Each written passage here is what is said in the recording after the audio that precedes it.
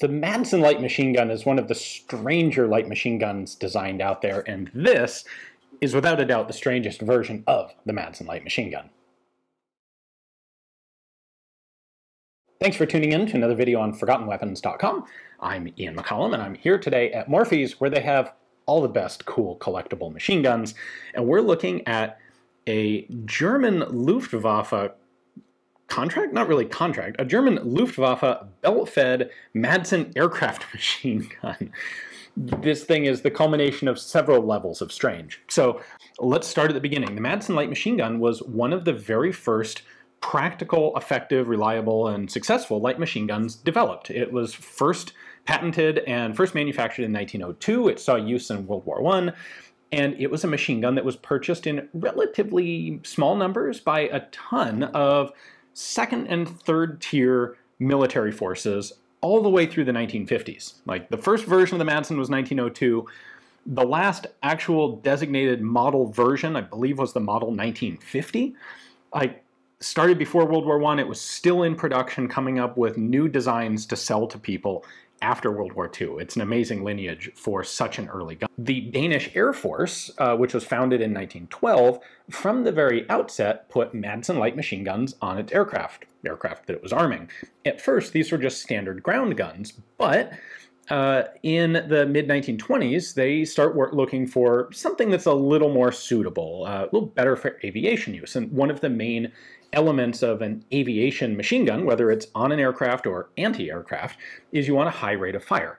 Because in this sort of aerial engagement, you generally have a very short window where you're actually lined up on target and you're in the right position and you have the opportunity to fire. And so you want a high rate of fire gun to get as many bullets out there as quickly as possible to get the best chance of making an actual hit. You're not doing sustained fire. You're not firing long, continuous, extended bursts. It's got an opportunity now, make a shot, and then the planes both move and the window's closed. So in the 1920s, the Danes did experiment with the Vickers gun, but Madsen was able to make some modifications to the Madsen gun. I should say DISA, D-I-S-A. It's the Danish Industrial Syndicate. They're the manufacturers of the Madsen gun. They were able to make some modifications to the design and get the rate of fire up to about 800 rounds a minute. And that was enough to be a serious contender for an aviation machine gun. And the Danes would end up using high rate of fire Madsen guns. Most people loved the Vickers. The Danes weren't that enthralled with the Vickers gun for aircraft. So they used Madsens instead. Now, what's kind of interesting is through the 1920s, there was a competition for Air Force contracts, but it was between, as best I can tell, it was between the Danish Army Technical Services and the DISA factory. And both of these groups were modifying Madsen light machine guns, but they were doing various different versions of them with different pros and cons and different expenses. So the first ones that were adopted came from the Army, actually, and they had a high rate of fire gun, and they developed a drum magazine to use with it. Typical Madsens have box magazines of 20 to 30 round capacity. Well, the Army came up with a drum, and that gave them the capacity to go with the high rate of fire. And in 1924 or 1927, the Danish government actually purchased those and equipped a bunch of their aircraft with them. Now, by 1930, they changed their minds, and DISA had come up with this. It is a Beltfed adaptation of the Madsen. And the Danish Air Force decided that was better. They bought some of them, and then it appears they actually went back and retrofitted their earlier drum-fed guns to this belt-fed design. And by the time World War II starts, the Danes have a grand total of 139 of these things. They've got 131 of them in flexible mounts and another 31 of them in fixed mounts. So the number in the Danish Air Force was pretty tiny. However, the Madsen, as I said, was a very popular gun for export sales. And in 1940, when the German occupation of Denmark started, the DISA company was actually in the process of making a fairly substantial order of these for Hungary, the belt-fed guns. And when the Germans occupied the country, they took over DISA, and they basically said, yep, right, keep on making those, but now we're taking them. And so the Luftwaffe actually acquired several thousand of these guns early in World War II. Couple markings on the side here. So Madsen MG is a pretty obvious one. This is our serial number, 2742. I've seen pictures of a couple other examples of these guns. The serial number is different on each. This number is the same on each, FL206000. I am pretty sure that that is a Luftwaffe like item inventory number.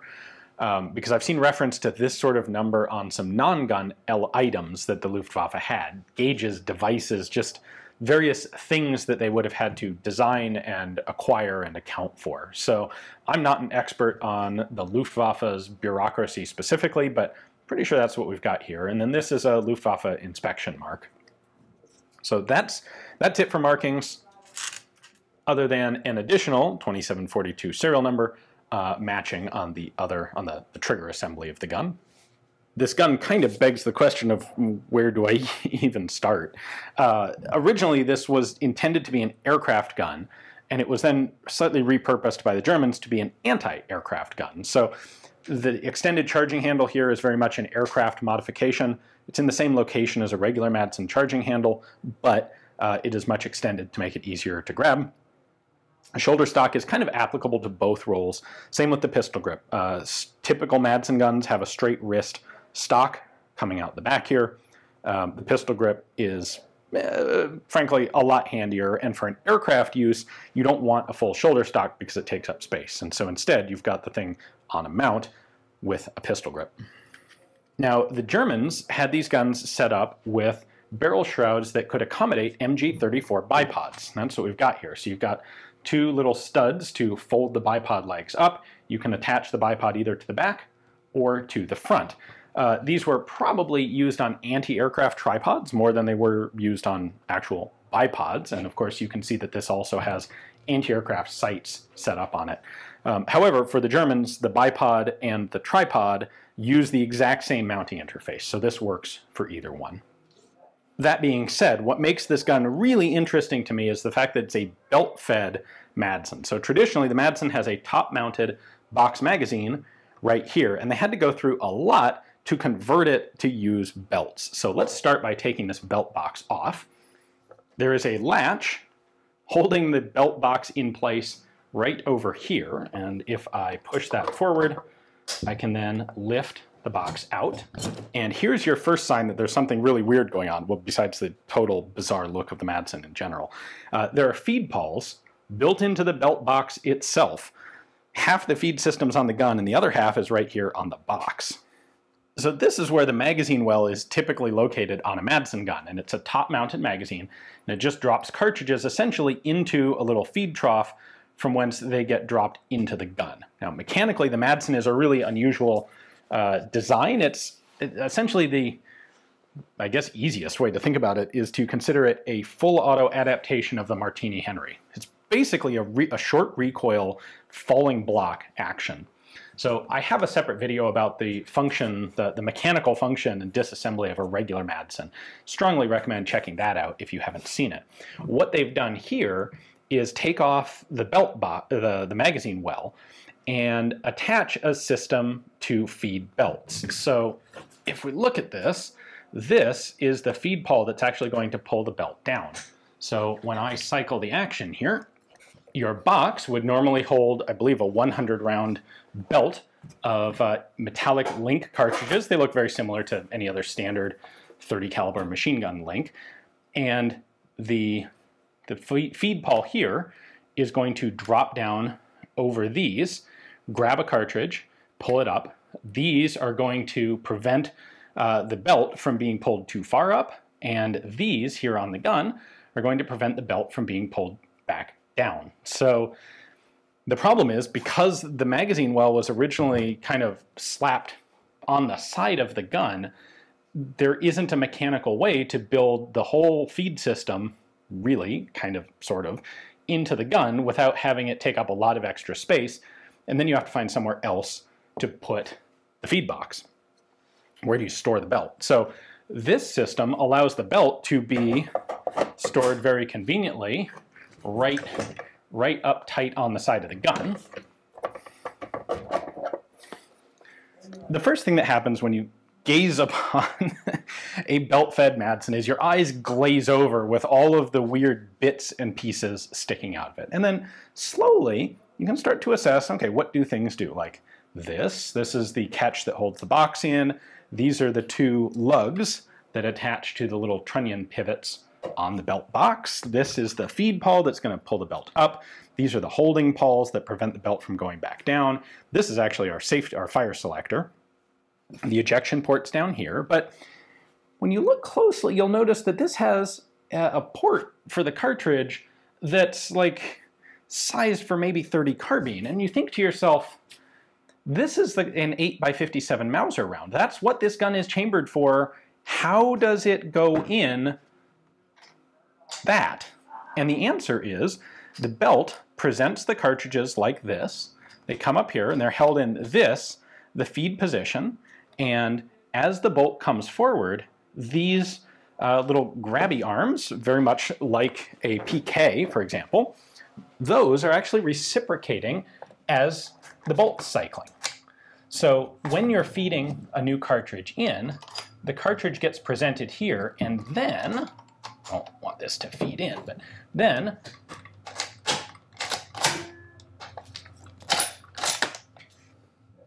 the bolt is going to come the rest of the way forward, and these claws snap around the extractor rim of the cartridge.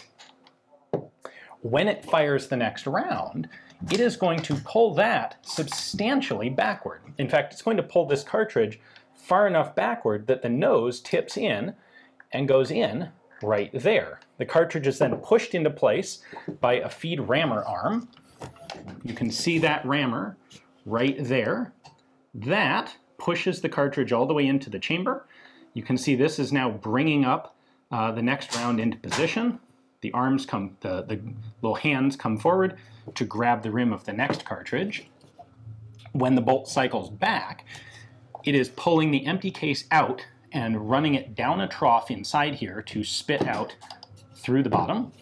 You can see that trough in here, right there, as I pull the bolt back, and the now empty links have nowhere to go, and they are just pushed farther upward by the next cartridges in the belt, forcing them up and around that ejection chute. Madsen disassembly begins with this latch here.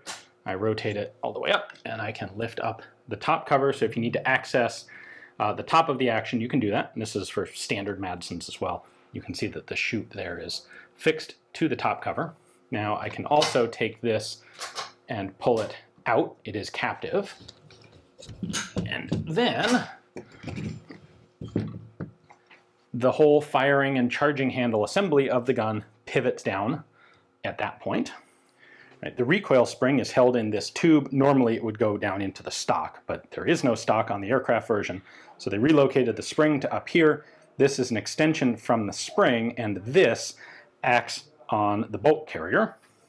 This is a truly wonderfully bizarre gun, and I apologize to you guys that I'm not going to pull it apart any farther, but I'm really a bit concerned about being able to get everything back together here, and this gun doesn't belong to me. So, in fact, it doesn't belong to Morphy's either. It has already sold to a buyer at auction. So, a big congratulations to the owner of this gun. They've got something terrifically cool, and I hope they appreciate it as much as I, and hopefully you do as well. It's really interesting that so many of these were actually obtained by the Germans, but they're such an unknown, you might say a forgotten, weapon today.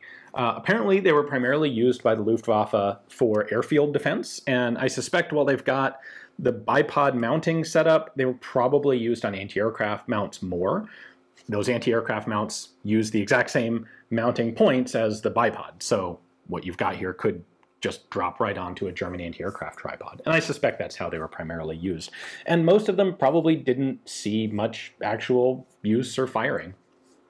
So this is the first one that I've seen in the United States. There might be a couple more, but they are extremely rare guns here and just stupidly cool. So a big thanks to Morphy's for having this gun, for finding it, and for making it available for us to take a look at. Hopefully you guys enjoyed the video. Thanks for watching.